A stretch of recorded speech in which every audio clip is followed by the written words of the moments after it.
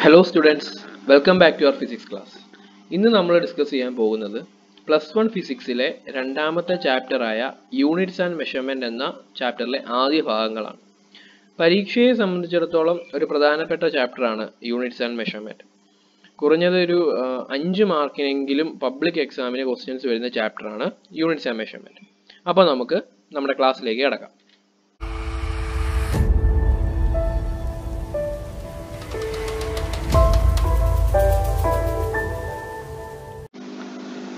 അപ്പോൾ ആദ്യം നമുക്ക് പ്രധാനമായും അറിഞ്ഞിരിക്കേണ്ട കുറച്ച് ടേംസുകളുണ്ട്. അപ്പോൾ ആ ടേംസുകളെ കുറിച്ചാണ് ഞാൻ പറയാൻ പോകുന്നത്. അപ്പോൾ ആദ്യം ഫിസിക്കൽ ക്വാണ്ടിറ്റീസ്.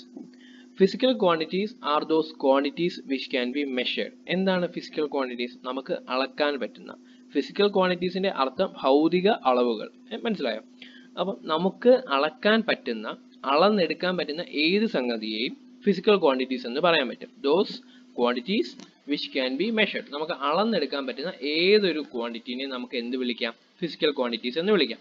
ഇപ്പോൾ നമ്മുടെ സ്വന്തം കാര്യം തന്നെ എടുക്കാം.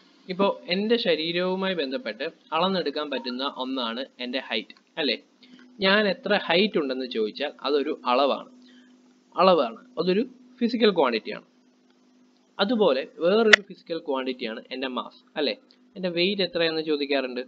അതുകൊണ്ട് അതൊരളവാണ്, അല്ലേ? അതുപോലെ തന്നെ അളക്കാൻ പറ്റുന്ന, ഇപ്പം ഒരാൾ ഒരു സ്ഥലത്തു നിന്ന് വേറൊരു സ്ഥലത്തേക്ക് പോവുകയാണ്. അയാളുടെ വേഗത എന്താണ്? സ്പീഡ് അല്ലെങ്കിൽ വെലോസിറ്റി എന്താണ്? അപ്പോൾ അങ്ങനെ നമുക്ക് അളക്കാൻ പറ്റുന്ന, നമുക്ക് മെഷർ ചെയ്യാൻ പറ്റണം, നമുക്കത് എക്സ്പ്രസ് ചെയ്യാനും പറ്റണം, അല്ലേ?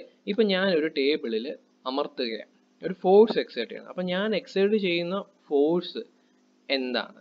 അപ്പോൾ ഇതെല്ലാം നമുക്ക് അളക്കാനും അളന്നത് എക്സ്പ്രസ് ചെയ്യാനും അതുപോലെ ഒരു യൂണിറ്റിൽ നമുക്കത് എഴുതാനും പറ്റുമെങ്കിൽ അത്തരം ക്വാണ്ടിറ്റികളെ അല്ലെങ്കിൽ അത്തരം സംഗതികളെയാണ് നമ്മൾ അളവെന്ന് പറയാറ്. മനസ്സിലായോ? നമുക്ക് അളക്കാൻ പറ്റണം. അളന്ന സാധനം മീൻസ് അളക്കുക, അതായത് മെഷർ ചെയ്യുക. നമുക്കത് മെഷർ ചെയ്യാൻ പറ്റണം, മെഷർ ചെയ്ത് നമുക്ക് എക്സ്പ്രസ് ചെയ്യാനും പറ്റണം. അപ്പം അങ്ങനെയുള്ള മെഷർ ചെയ്യാൻ പറ്റുന്ന സംഗതികളെയാണ് നമ്മൾ ഒരളവെന്ന് പറയാറ്. അപ്പം those quantities which can be measured are physical quantities. അതാണ് ഡെഫിനിഷൻ. എക്സാമിന് ഇങ്ങനെ ഡെഫിനിഷൻ ആയിട്ടൊന്നും what you mean by physical quantities എന്നൊന്നും ചോദിച്ചൊന്നും വരില്ല. അപ്പം എന്നാലും നമ്മൾ ഡെഫിനിഷൻ മനസ്സിലാക്കി വെക്കണം. അപ്പം എക്സാംസിന് വരുന്ന എങ്ങനെയായിരിക്കും എന്ന് ഞാൻ പറഞ്ഞുതരാം. ഇപ്പം പല ടൈപ്പിലുള്ള ഫിസിക്കൽ ക്വാണ്ടിറ്റീസ് തരും, എന്നിട്ട് ഇതിനെ ക്ലാസിഫൈ ചെയ്യാൻ പറയും. നമുക്ക് 2 ടൈപ്സ് ഓഫ് ഫിസിക്കൽ ക്വാണ്ടിറ്റീസ് ആണുള്ളത്, അത് നമുക്ക് പഠിക്കാം. അപ്പം ആ ഫിസിക്കൽ ക്വാണ്ടിറ്റി കുറച്ച് തന്നിട്ട് അതിനെ വേർതിരിക്കാൻ ആയിരിക്കും ചോദിക്കുക. അപ്പം നമുക്ക് അത് വേർതിരിക്കണമെന്നുണ്ടെങ്കിൽ നമുക്ക് ഇത് എന്താണ്, ആ 2 ടൈപ്പിൻ്റെ ഇൻഡെപ്ത് ഡെഫിനിഷൻ കാര്യങ്ങൾ ഒക്കെ അറിഞ്ഞിരിക്കണം. എന്താണ് എന്ന് അറിഞ്ഞാൽ മാത്രമേ നമുക്ക് അതിനെ ക്ലാസിഫൈ ചെയ്യാൻ പറ്റുള്ളൂ, അല്ലേ? അപ്പോൾ എന്താണ് ഫിസിക്കൽ ക്വാണ്ടിറ്റി?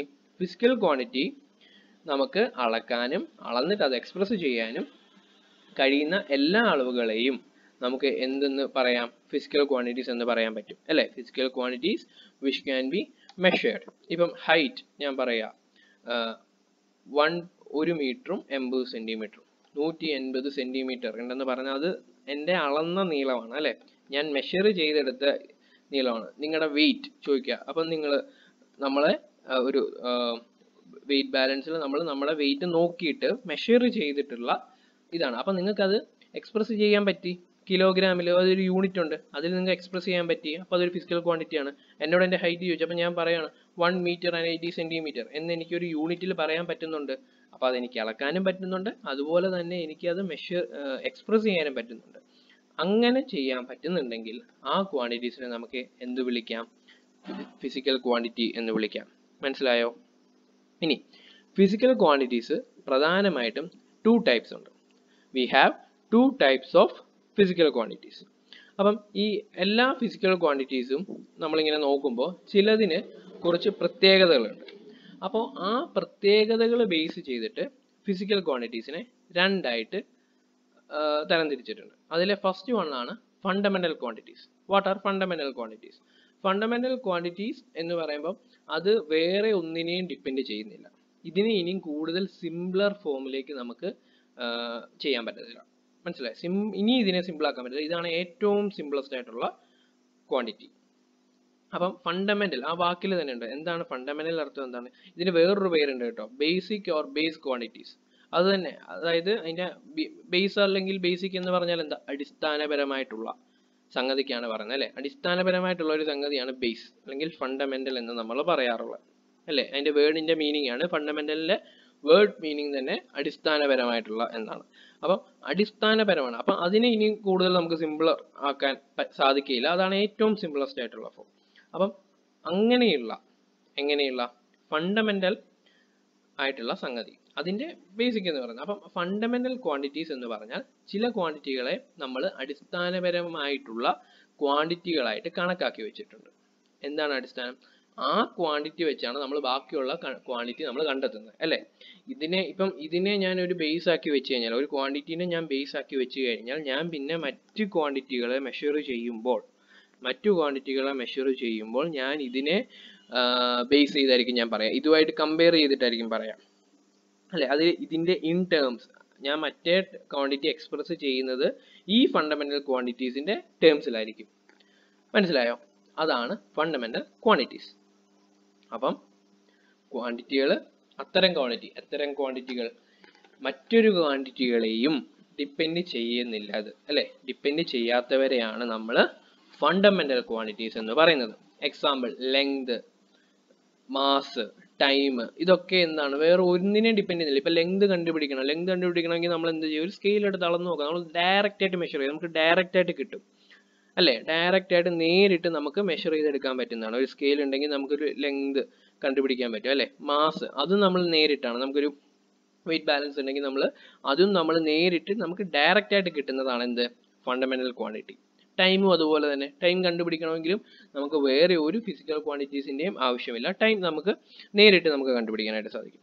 ഇനി അടുത്ത ടൈപ്പ് ഏതാണെന്ന് ചോദിച്ചാൽ ഡിറൈവ്ഡ് ക്വാണ്ടിറ്റീസ്. ഡിറൈവ്ഡ് ക്വാണ്ടിറ്റീസിന്റെ definition: they are derived from or they are expressed in terms of fundamental quantities. They are derived from fundamental quantities.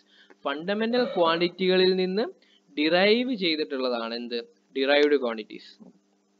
മനസ്സിലായോ? അപ്പം എന്താ ഈ ഡിറൈവ് ചെയ്യുക എന്ന് പറഞ്ഞാൽ എന്താ? ഉത്ഭവിക്കുക എന്നൊക്കെ നമ്മൾ പറയില്ലേ. മറ്റൊന്നിൽ നിന്നും ഉണ്ടാകുന്ന അല്ലെങ്കിൽ ഉത്ഭവിക്കുന്ന സംഗതിയാണ് എന്ത് പറയുന്നത്, ഡിറൈവ്ഡ് എന്ന് പറയുന്നത്. അതായത് ഡിറൈവ്ഡ് ക്വാണ്ടിറ്റീസ് എന്ന് പറഞ്ഞാൽ those quantities which are derived from fundamental quantities. ഇത് ഫണ്ടമെന്റൽ ക്വാണ്ടിറ്റികളിൽ നിന്നും ഉണ്ടായതാണ്. ഏത്? Derived quantity. അപ്പം ഫണ്ടമെന്റൽ ക്വാണ്ടിറ്റികൾ ചേർന്നുണ്ടാക്കുന്ന ക്വാണ്ടിറ്റികളെയാണ് നമ്മൾ എന്തെന്ന് വിളിക്കുന്നത്, ഡിറൈവ്ഡ് ക്വാണ്ടിറ്റി എന്ന് വിളിക്കുന്നത് അല്ലെ. ഇനി ഇത് എന്താണെന്ന് കൃത്യമായിട്ട് മനസ്സിലാക്കണമെങ്കിൽ ഇതിന്റെ കുറച്ച് എക്സാമ്പിൾസ്, ഉദാഹരണങ്ങൾ നമുക്കൊന്ന് ശ്രദ്ധിച്ചാൽ മതി. അപ്പൊ ഫണ്ടമെന്റൽ ക്വാണ്ടിറ്റീസ് എന്ന് പറഞ്ഞാൽ എന്താ? അടിസ്ഥാനപരമായിട്ടുള്ള അളവാണ്. ആ അളവുകളുടെ പ്രത്യേകത വേറൊരു അളവുകളെയും ഈ ഫണ്ടമെന്റൽ ക്വാണ്ടിറ്റി ഡിപ്പെൻഡ് ചെയ്യില്ല. ഇത് കണ്ടുപിടിക്കണമെങ്കിൽ, ഇപ്പൊ ലെങ്ത് എന്ന് പറയുന്നത് ഒരു ഫണ്ടമെന്റൽ ക്വാണ്ടിറ്റിയാണ്, അത് കണ്ടുപിടിക്കണമെങ്കിൽ എനിക്ക് വേറെ ഒരു അളവുകളെ ആവശ്യമില്ല. വേറെ ഒരു അളവുകളും ഇതിനെ ഡിപ്പെൻഡ് ചെയ്യുന്നില്ല. വേറെ ഒരു അളവുകളുടെ ഇതും സ്വാധീനിക്കുന്നില്ല. അപ്പൊ നമുക്കത് നേരിട്ട് അളക്കാനായിട്ട് സാധിക്കും. അപ്പം അതാണ് ഫണ്ടമെന്റൽ ക്വാണ്ടിറ്റി. അപ്പൊ ഫണ്ടമെന്റൽ ക്വാണ്ടിറ്റിയുടെ പ്രത്യേകത എന്താ?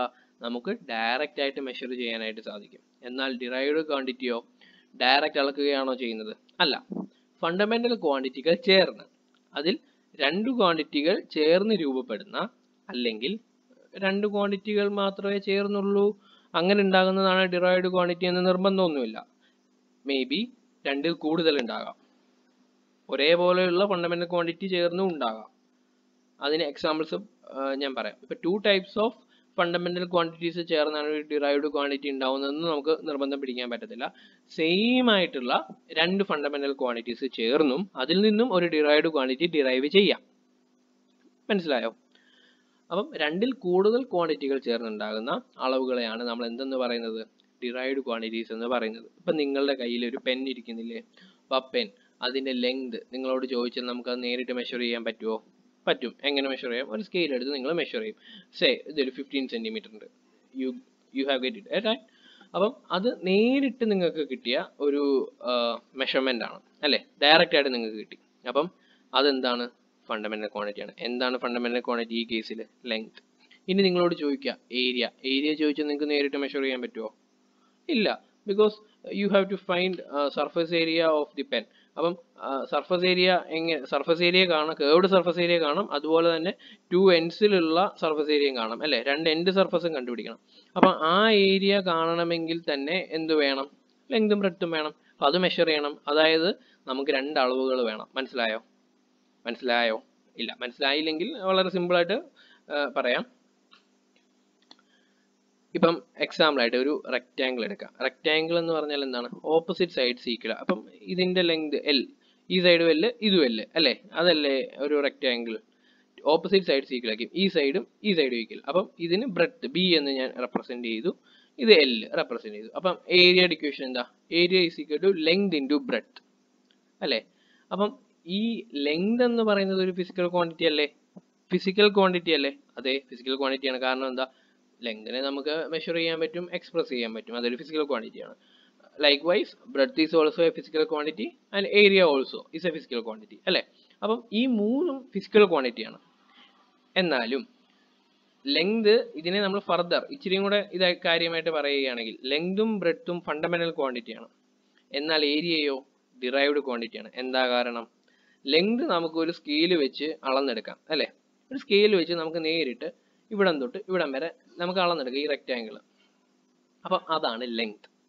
അപ്പം അത് നമുക്ക് അളന്നെടുത്തു. ലൈക്ക്വൈസ് ബ്രെഡ്ത്തും നമുക്ക് അളന്നെടുക്കാം, സ്കെയിൽ വെച്ച് അളന്നെടുക്കാം. അപ്പം നമുക്ക് ലെങ്തും ബ്രെഡ്ത്തും കിട്ടി അല്ലേ. അതേസമയം ഏരിയ കാണണമെങ്കിലോ നമുക്ക് എങ്ങനെ എന്തെങ്കിലും ഒരു ഇൻസ്ട്രുമെന്റ് വെച്ച് അളന്നെടുക്കാൻ പറ്റുമോ? ഇല്ല. നമുക്ക് അതിന്റെ ലെങ്തും ബ്രെഡ്ത്തും നമ്മൾ ഓൾറെഡി കണ്ടുപിടിച്ചു, അത് വേണം, ലെങ്തും വേണം ബ്രെഡ്ത്തും വേണം. അപ്പം ഇത് തമ്മിൽ മൾട്ടിപ്ലൈ ചെയ്യണം. ഏതൊക്കെ തമ്മിലാണ് മൾട്ടിപ്ലൈ ചെയ്യുന്നത്, ലെങ്തും ബ്രെഡ്ത്തും. Because area is equal to length into breadth. റെക്റ്റാങ്കിളിന്റെ കേസാണ് കേട്ടോ. റെക്റ്റാങ്കിളിന്റെ കേസിൽ ഏരിയ കണ്ടുപിടിക്കണമെങ്കിൽ ഏരിയയുടെ ഇക്വേഷൻ ലെങ്ത് ഇൻറ്റു ബ്രെഡ്ത്ത് ആണ്. അപ്പം അത് മൾട്ടിപ്ലൈ ചെയ്യുമ്പോൾ നമുക്ക് എന്തോ കിട്ടും, ഏരിയ കിട്ടി. അപ്പം ഏരിയ നമുക്ക് നേരിട്ട് മെഷർ ചെയ്യാൻ പറ്റില്ല, ലെങ്ത് അറിയണം, ബ്രെഡ്ത്ത് അറിയണം അല്ലേ. എന്നിട്ട് അത് രണ്ടും മൾട്ടിപ്ലൈ ചെയ്യണം. ഇപ്പം ഇതാണ് ഞാൻ മുമ്പേ പറഞ്ഞ കേസ്. എന്താ, സെയിം ഫണ്ടമെന്റൽ ക്വാണ്ടിറ്റി ആവാം രണ്ടെണ്ണം. ഇവിടെ ലെങ്തും ബ്രെഡ്ത്തും സെയിം, പല രണ്ട് പേരാണെങ്കിലും ലെങ്ത് എന്നും ബ്രെഡ്ത്ത് എന്നും പറഞ്ഞാലും അടിസ്ഥാനപരമായിട്ട് ഇതെന്താ, നീളവാ അല്ലേ. ലെങ്ത് തന്നെയാണ്, രണ്ടും നീളമാണ്, അളന്നെടുക്കുമ്പം ഇത് തന്നെ. അപ്പം രണ്ടും സെയിം ടൈപ്പ് ഓഫ് ഫണ്ടമെന്റൽ ക്വാണ്ടിറ്റിയാണ്. അപ്പം ഇവിടെ ഏരിയ എന്ന് പറയുന്നത് രണ്ട് same type of fundamental quantity, രണ്ടെണ്ണം ഉണ്ടെന്നേ ഉള്ളൂ, അത് ചേർന്നുണ്ടായ ഒരു ഡിറൈവ്ഡ് ക്വാണ്ടിറ്റിയാണ് എന്ത്, ഏരിയ. അപ്പം അതുകൊണ്ട് ഏരിയ എന്ന് പറയുന്നത് എന്ത് ക്വാണ്ടിറ്റിയാ, ഒരു ഡിറൈവ്ഡ് ക്വാണ്ടിറ്റിയാണ്. ബിക്കോസ് ഏരിയ ഉണ്ടായിട്ടുള്ളത് ലെങ്തും ബ്രെഡ്ത്തും ചേർന്നിട്ടാണ് അല്ലേ. എന്നാൽ ലെങ്ത് എന്ന് പറയുന്നതോ ഫണ്ടമെന്റൽ ക്വാണ്ടിറ്റിയാണ്, നമുക്ക് നേരിട്ട് കിട്ടിയതാണ് അല്ലേ. ബ്രെഡ്ത്തും അതുപോലെ തന്നെ നമുക്ക് എന്താണ്, ഒരു ഫണ്ടമെന്റൽ ക്വാണ്ടിറ്റിയാണ്. ഇനി ഇതുപോലെ നമുക്ക് ഇപ്പം ലെങ്തും ബ്രെഡ്ത്തും കാണാൻ വേറെ ഒരു ക്വാണ്ടിറ്റിയും നമ്മൾ യൂസ് ചെയ്തില്ല, ടൈമോ വേറെ അങ്ങനെ ഒരു ടൈപ്പ് ഓഫ് ക്വാണ്ടിറ്റീസിന് നമുക്ക് ആവശ്യം വന്നില്ല. അപ്പം അതുകൊണ്ടാണ് അതിനെ നമ്മൾ ഫണ്ടമെന്റൽ ക്വാണ്ടിറ്റി എന്നും ഏരിയയെ നമ്മൾ എന്തെന്നും വിളിക്കുന്നത്, ഡിറൈവ്ഡ് ക്വാണ്ടിറ്റി എന്നും വിളിക്കുന്നത് അല്ലേ. നമുക്ക് നേരിട്ട് മെഷർ ചെയ്യാൻ പറ്റുന്നത്, നേരിട്ട് അല്ലെങ്കിൽ ഡയറക്റ്റ് ആയിട്ട് നമ്മൾ മെഷർ ചെയ്യുന്നതാണ് എന്ത്, ഫണ്ടമെന്റൽ ക്വാണ്ടിറ്റി. ഈ ഫണ്ടമെന്റൽ ക്വാണ്ടിറ്റിയിൽ നിന്ന് ഡിറൈവ് ചെയ്തെടുക്കുന്നതാണ് എന്ത്, ഡിറൈവ് ചെയ്തതാണ് ഇവിടുത്തെ കേസിൽ ഏരിയ. അപ്പം എന്താണ്, ഒരു ഡിറൈവ്ഡ് ക്വാണ്ടിറ്റി. അപ്പം നിങ്ങൾക്ക് എന്താണ് എന്ന് മനസ്സിലായില്ലേ, ഡിഫറൻസ് മനസ്സിലായില്ലേ, ഫണ്ടമെന്റൽ ക്വാണ്ടിറ്റിയും ഡിറൈവ്ഡ് ക്വാണ്ടിറ്റിയും. ഓക്കെ. അപ്പോൾ ഇനി മറ്റൊരു എക്സാമ്പിൾ ആണ് മാസ്. ഒരു ബോഡിയുടെ മാസ് നമുക്ക് നേരിട്ട് മെഷർ ചെയ്യാൻ പറ്റും അല്ലേ. ഒരു ത്രാസ് ഉപയോഗിച്ച് നമുക്ക് മെഷർ ചെയ്യാൻ പറ്റുന്നതാണ് എന്ത്, മാസ്. ഒരു ബോഡിയുടെ വെയിറ്റ്, ഇപ്പം ഒരു ആപ്പിളിന്റെ വെയിറ്റ് ആണ്, നമ്മൾ എന്ത് ചെയ്യും, ഒരു ത്രാസിൽ നമ്മൾ തൂക്കി നോക്കാം, അതിന്റെ വെയിറ്റ് ഇത്ര, അപ്പം ഇത്ര കിലോ അല്ലെങ്കിൽ ഇത്ര ഗ്രാം ഉണ്ടെന്ന് നമ്മൾ പറയും. അപ്പം അതിനെ നമുക്ക് നേരിട്ട് ഡയറക്റ്റ് ആയിട്ട് മെഷർ ചെയ്യാം. നമുക്ക് വേറെ ഒരു ഫിസിക്കൽ ക്വാണ്ടിറ്റിയുടെയും പ്രസൻസോ അതിന്റെ ആവശ്യവും ഇല്ല. നമ്മൾ അത് വേറെ ഒന്നിനെയും നമ്മൾ നോക്കുന്നില്ല, ജസ്റ്റ് അതിന്റെ വെയിറ്റ് നോക്കുക. അപ്പം നമുക്ക് നേരിട്ട് കിട്ടിയതാണ്. അപ്പം അതെന്തിന്റെ എക്സാമ്പിൾ ആണ്, മാസ് എന്തിന്റെ എക്സാമ്പിൾ ആണ്, ഒരു ഫണ്ടമെന്റൽ ക്വാണ്ടിറ്റിയുടെ എക്സാമ്പിൾ ആണ് അല്ലേ. Mass is an example of fundamental quantity. Time എന്ന് പറയുന്നത് ഒരു ഫണ്ടമെന്റൽ ക്വാണ്ടിറ്റി അല്ലേ, നമ്മൾ വേറെ ഒന്നിനെ ഡിപ്പെൻഡ് ചെയ്യുന്നില്ലല്ലോ.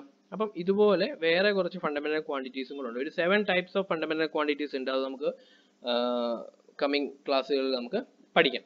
ഇനി ഡിറൈവ്ഡ് ക്വാണ്ടിറ്റിയുടെ എക്സാമ്പിൾ നോക്കാം. സ്പീഡ് എന്താണ്, സ്പീഡ് നമുക്ക് നേരിട്ട് മെഷർ ചെയ്യാൻ പറ്റുന്നതാണോ? അല്ല. സ്പീഡ് എന്ന് പറയുന്ന ഒരു ഫിസിക്കൽ ക്വാണ്ടിറ്റി മെഷർ ചെയ്യണമെങ്കിൽ, ഇപ്പം ഒരാൾ എയിൽ നിന്ന് ബിയിലേക്ക് പോവുകയാണ്. അപ്പം എനിക്ക് ആ വ്യക്തി, അപ്പോൾ ഒരു വ്യക്തിയാണ് പോകുന്നത് എയിൽ നിന്ന് ഒരു പോയിന്റ് എ എന്ന് പറഞ്ഞൊരു പോയിന്റിൽ നിന്ന് ബി എന്ന് പറഞ്ഞ പോയിന്റിലേക്ക് പോയി. അപ്പം എനിക്ക് എന്തോ വേണം, സ്പീഡ് കണ്ടുപിടിക്കണം. സ്പീഡ് കണ്ടുപിടിക്കണമെങ്കിൽ എനിക്ക് എന്തൊക്കെ അറിയണം? എയിൽ നിന്ന് എയും ബിയും തമ്മിലുള്ള ദൂരം, ഡിസ്റ്റൻസ്, എത്ര ദൂരം എയും ബിയും തമ്മിലുണ്ട് എന്ന് എനിക്കറിയണം. എയിൽ നിന്ന് ആ വ്യക്തി ബിയിൽ എത്താൻ എത്ര സമയം എടുത്തു എന്നും എനിക്കറിയണം. മനസ്സിലായി? അപ്പം എത്ര ഡിസ്റ്റൻസ് എന്തോരം ഉണ്ട്, എത്ര ദൂരമുണ്ട് എയും ബിയും തമ്മിൽ എന്നുള്ള അതറിയണം. അതുപോലെ തന്നെ ടൈം, എന്ത് ടൈമാ? എയിൽ നിന്ന് ബിയിലെത്താൻ, എയിൽ നിന്ന് ട്രാവൽ ചെയ്ത് ബിയിലെത്താൻ എത്ര സമയം എടുത്തു എന്നുള്ളതും നമുക്കറിയണം. അപ്പം കാരണം എന്താ, അതിൻ്റെ സ്പീഡിൻ്റെ ഇക്വേഷൻ എന്താണ്? നമ്മൾ ചെറുപ്പ ക്ലാസ്സിൽ പഠിച്ചിട്ടുണ്ട്. Speed is equal to distance divided by time.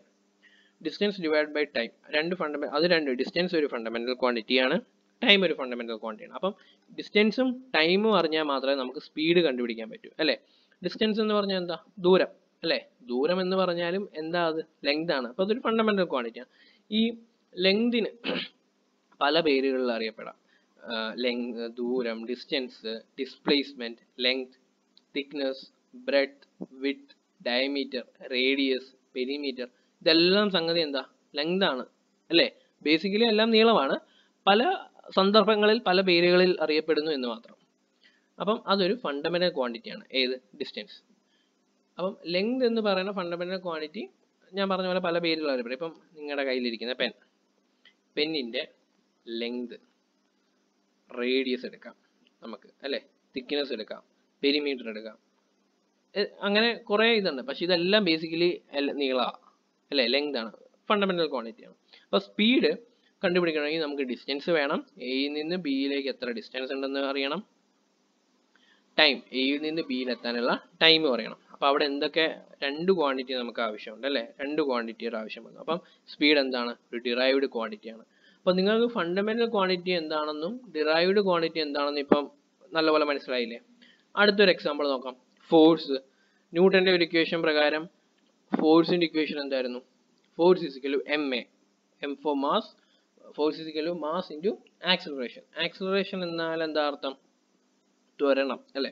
ഒരു വസ്തുവിന്റെ സ്പീഡ് ഇങ്ങനെ കൂടുവാണെങ്കിൽ, ഒരേ സ്പീഡിൽ പോകുവാണെങ്കിൽ അതിന് എന്തില്ല? ആക്സിലറേഷൻ ഇല്ല.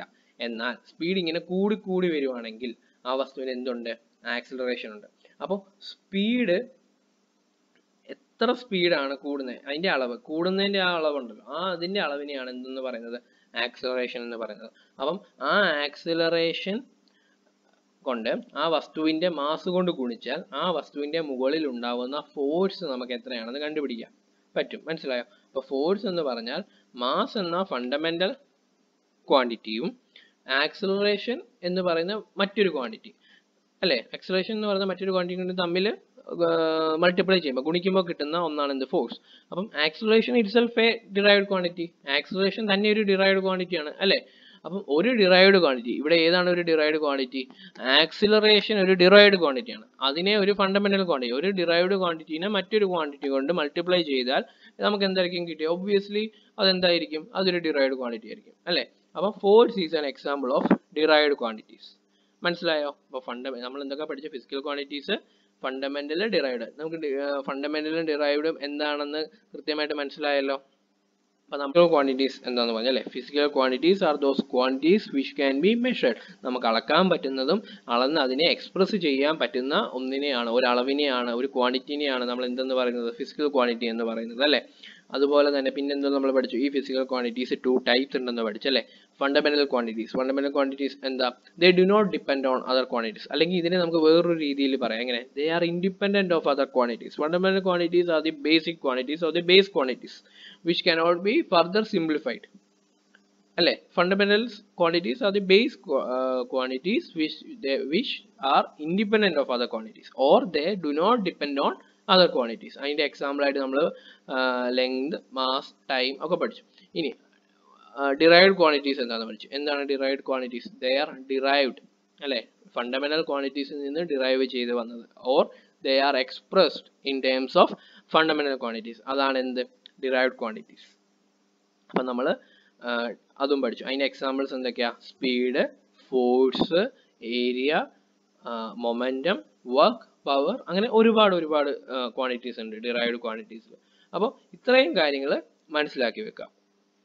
Fundamental quantities, they do not depend on any other quantities, so they are independent of other quantities. Derived quantities are derived or expressed in terms of fundamental quantities. In the examples, ഇനി ഇതിൻ്റെ ബാക്കി portions coming വീഡിയോസിൽ ഉണ്ടാവും. നിങ്ങൾക്ക് എന്തെങ്കിലും doubt ഉണ്ടെങ്കിൽ അത് comment ബോക്സിൽ മെൻഷൻ ചെയ്യണം. നമ്മൾ അടുത്ത ക്ലാസ്സിൽ അതുകൂടെ ഇൻക്ലൂഡ് ചെയ്തായിരിക്കും വീഡിയോ ചെയ്യുക. Okay, thank you.